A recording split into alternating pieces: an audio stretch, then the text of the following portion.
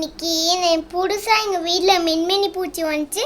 இது பின்னாடி பார்த்தீங்கன்னா லைட் எரியும். இப்போ நான் லைட் ஆஃப் பண்ணி காட்டட்டா?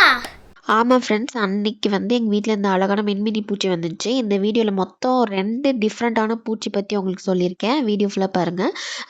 அன்னைக்கு வந்து சோஃபாக்கு அடியில் தான் இந்த மின்மினி பூச்சி லைட் எரியிற மாதிரி இருந்துச்சு. லைட் ஆஃப் பண்ணோன்னா அப்புறம் என்னடான்ட்டு பார்த்தபோது தான் இந்த மின்மினி பூச்சி வந்துச்சு.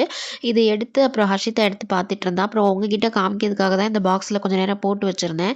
லைட்டை ஆஃப் பண்ணி பார்த்தோம், அப்புறம் போட்டு பார்த்தோம், எல்லாமே பண்ணிவிட்டு அப்புறம் அதை வெளியே விட்டுறலாம் பாவம்னு சொல்லிட்டு ஜன்னலுக்கு வெளியே விட்டுட்டோம். ஆக்சுவலாக இந்த மின்மினி பூச்சி சின்ன வயசுலேருந்து நான் பார்த்தது கிடையாது. இப்போ தான் ஃபஸ்ட் டைம் பார்த்தேன். அதுவும் வீட்டுக்குள்ளேயே வந்தப்போ ரொம்ப ஆச்சரியமாக இருந்துச்சு. அதான் ரொம்ப நேரம் வச்சு அதை பார்த்துட்டு இருந்தோம்.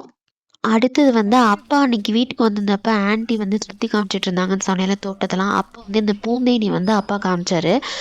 இது வந்து பூந்தேனி பார்க்க மாதிரி இருக்கும், ஆனால் கடிக்காது. பூவில் இருக்க தேனெல்லாம் எடுக்கிற தேனி இதுதான் அப்படின்னு சொல்லி காமிச்சிட்டு இருந்தாரு. ஆக்சுவலாக அந்த முன்னாடி நாங்கள் போட்ட கார்டனிங் வீடியோலாம் பார்த்துருந்தீங்கன்னாவே தெரியும். நம்மளுக்கு வந்து ஃபார்ம் வீடு, அதனால் வந்து நிறைய இந்த மாதிரி வித்தியாசமான பூச்சிகள்லாம் நிறைய வரும். ஆக்சுவலாக இந்த மாதிரி பூச்சியெல்லாம் இப்போ தான் நானே பார்க்குறேன். சின்ன வயசுலேருந்து நான் இதெல்லாம் பார்த்ததே இல்லை. இந்த மாதிரி புதுசு புதுசாக விருந்தாடிகள் எங்கள் வீட்டுக்கு அடிக்கடி வந்துகிட்டே இருப்பாங்க. நான் இந்த பூச்சிகள் பற்றி சொன்னதை விட ஏதாவது புது தகவல்கள் உங்களுக்கு தெரிஞ்சால் கண்டிப்பாக கமெண்ட்ஸில் சொல்லுங்கள்.